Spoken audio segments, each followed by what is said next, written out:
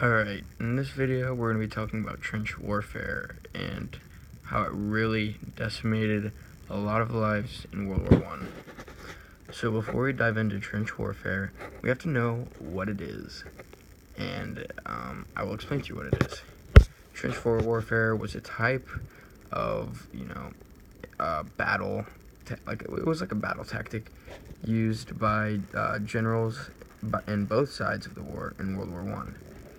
And it was a tactic where there would be two fronts,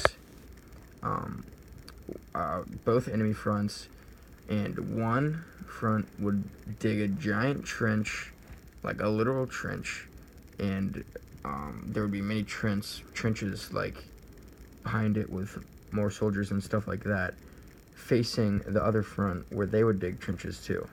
And what would happen is that there would be a whistleblower. Yes, a whistleblower.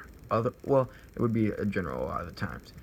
And when they would blow the whistle, everybody in that one trench would get up and charge and run across the battlefield to the other trench.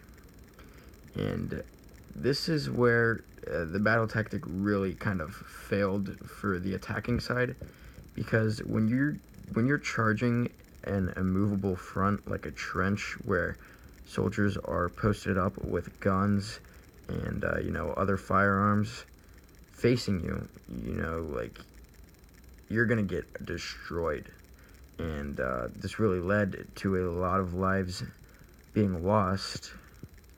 And what I'll talk about in another video, mechanized warfare, stuff like machine guns would just mow these people down, and a lot of people lost their lives out there.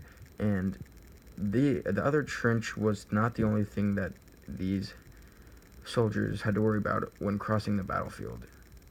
So many soldiers would really just die, like, once they got out of the trench, because there'd be so much firing and stuff like that when the other front heard the whistle blow. And on top of that, in the sky, adding on to this mechanized warfare, which we'll talk about later, there were planes which would dive bomb the battlefield. So on top of all these bullets being fired at you, you have bombs dropping on top of you. So this just kind of added up to a lot of casualties, and it caused most of the deaths in World War I. So it was just really a horrible battle tactic by these generals. It's a great one on the defensive side, but when it goes to offense, boy oh boy. And alright, that was trench warfare.